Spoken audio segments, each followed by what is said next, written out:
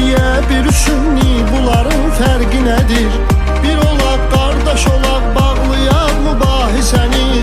Yetmə, zülm eləmə, yandırar Allah səni. Özü yandırmasa da yandırar Allah səni. Cəhd eylə vüqar ömrünü mənalı keçirt ki, iz qoydu desinlər, deməsinlər yaşı getdi.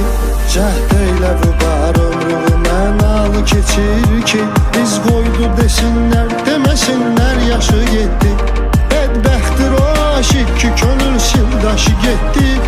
Ömrün nədir mənası, ömür yoldaşı getdi. Bədbəxtdir o aşıq ki, könül sildaşı getdi.